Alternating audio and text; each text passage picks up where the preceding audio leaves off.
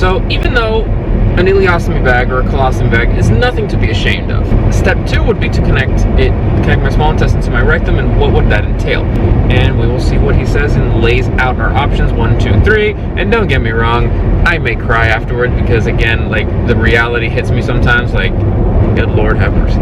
It is time for Paul to get ready for his anal exam. I won't lie, throughout this whole process, rectal exam, my bad guys. My bad guys, oh my god.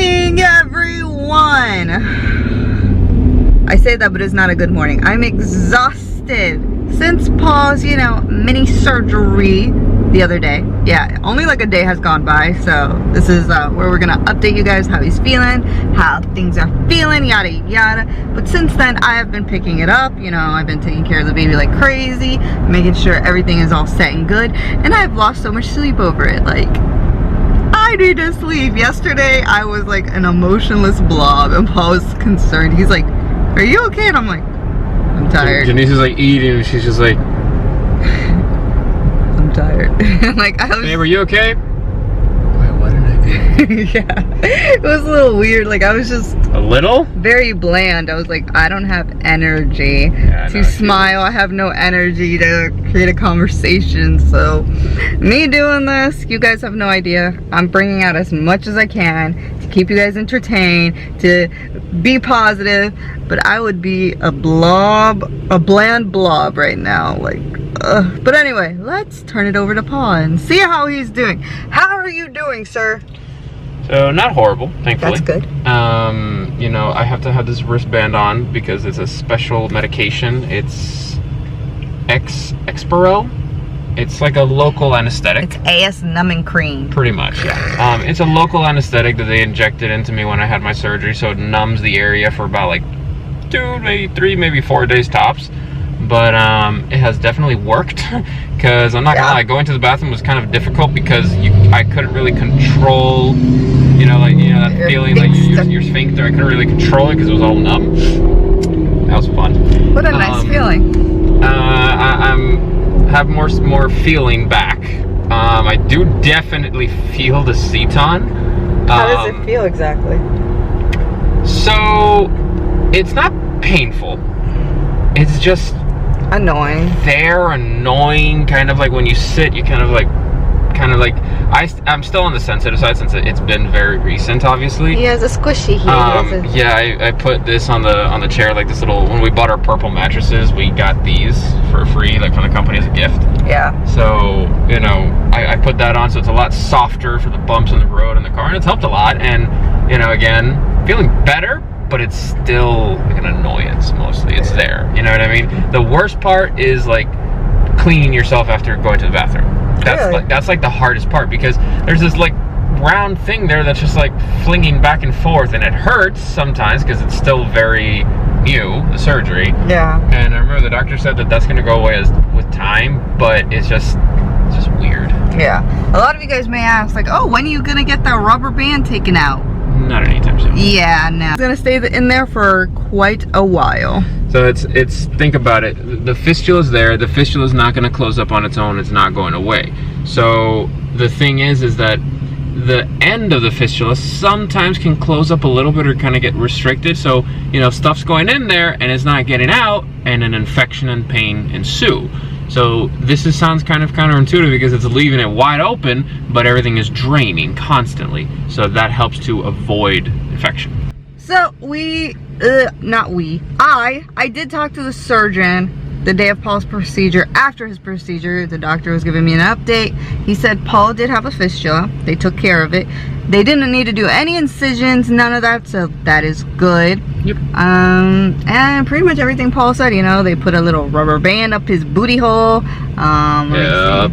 And then I had a very large fissure, which is like a tear. Yes. Very typical for people with Crohn's disease, because you're going to the bathroom not just once or twice a day. It can be, you know, 10 times a day, and you know, your rectum can only take so much, obviously. He was pleasantly surprised. Yes, he was. That my rectum is not as inflamed as what he was thinking it would be. Yeah. Because given my history of Crohn's and how severe my inflammation is on my intestines, that I would have that same issues in my rectum, which a lot of people with Crohn's disease have that. And that causes lots of pain and lots of issues. Thankfully, my Crohn's has never been in my rectum. And it's always been spared. I've never had any true problems in my rectum, thankfully. Except for this.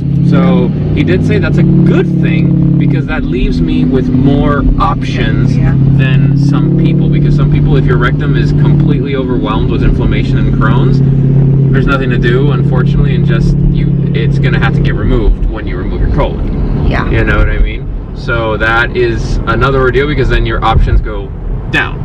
Yeah. Alrighty guys, so we are at the gas station. Paul had to stop for a second. As you guys did see, Paul was driving. This is his first time driving since the procedure. He was like, okay, that was fun. I can't drive anymore. You're up, Janae. So Paul's usually the chauffeur. Yes, I'm using the terminology.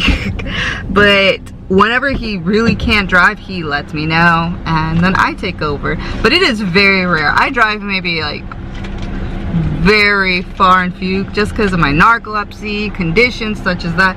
But I am a responsible driver. I drive when I know I am capable, and I'm a safe driver. So don't worry guys, let's do this. Well, as you guys can tell, I have now my private chauffeur. Whatever. I was driving before, and I can drive like a short distance right now, but for like the highway, for the long haul, I was like, yeah, just Janice, you drive, just so I can take a chill here, and you know, that's perfectly fine. So today's appointment entails two things. First and foremost, surgical follow-up from my procedure, seeing how I'm doing. He's going to check everything, make sure everything looks good, that there's no issues at hand, no, you know, underlying infections coming up or stuff like that. So that's number one priority. That's that, because the rectum problem has to be healed before we can do anything else. So number two would probably be touch lightly on, if not have the full-on conversation, depending on what he wants to do, of what are we gonna do for my future, in the sense that I have a intestinal blockage in my colon. At any moment this can go from bad to worse, and there's no coming back from that. That is a full emergent surgery where I have to remove my intestines, my colon, and that's it. There's no going back, and there's no choice. And it's just one of those that I don't want to be left with zero choices, zero options, where the doctor's like, I'm gonna go in and do what I can. There's no guarantee. You know what I mean? I'd rather it not get to that extent. So thankfully, like as we were saying before, my rectum has been spared, so there is a possibility of doing a two-step surgery process. What is this two-step surgery process? Would be, number one, remove my colon. That is a huge organ to remove from the body. That is extremely painful and a very long road of recovery. And they would then take my ileum and make an ileostomy bag. Not a colostomy bag, because a colostomy bag is if your colon is the one who's actually sticking out through your abdomen. The ileum is sticking out, so it's an ileostomy bag. So basically, right out from your small intestine, it's gonna, you know, be poked out through my belly, and that is where a bag would attach. That would technically be a temporary bag. Temporary in the sense that I would not have it for the rest of my life. I would let everything heal, the rectum, with nothing passing through it, obviously, like any stool or anything. Any kind of fissure, fistula, all those things can heal 100%. And that can take 6 weeks, can take 6 months. I have no idea. It depends on, you know, person to person. And then go through step 2 of the surgery, which would be connect my ileum, removing my external bag, and connecting my small intestine directly to my rectum. So this would give me some normalcy in life, but there's pros and cons to every single thing. So even though an ileostomy bag or a colostomy bag is nothing to be ashamed of, it's one of those things that if that is what is deemed the best option for you and your health, go for it. That's fine. Don't ever be ashamed of it.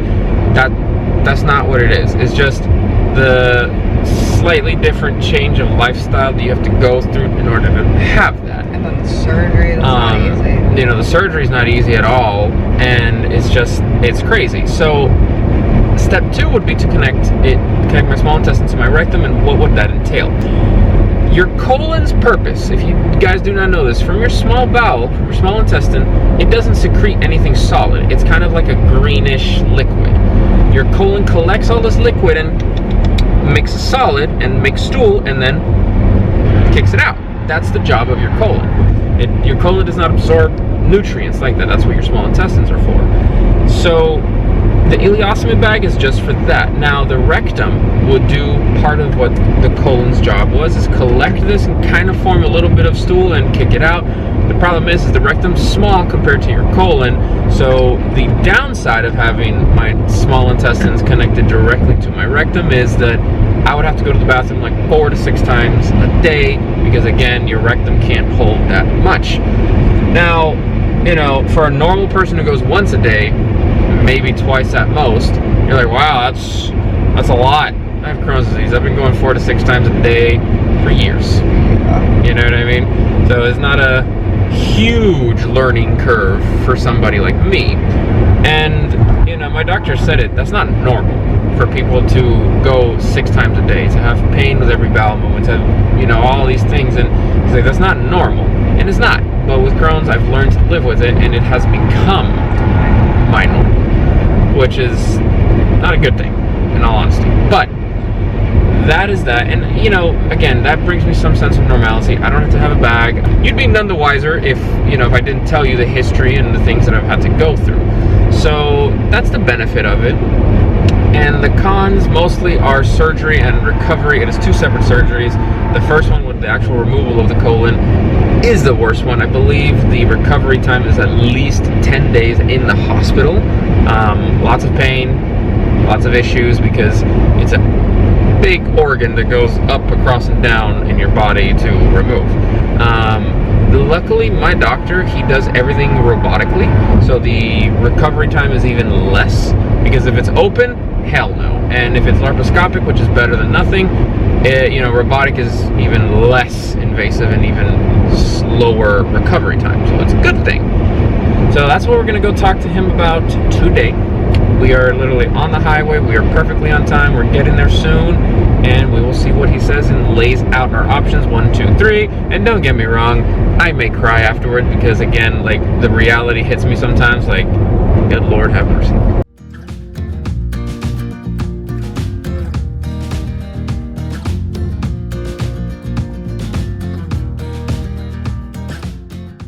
Once the rectum is healed, then they would take this, which is the ileum, and then attach the small intestine right here to the rectum.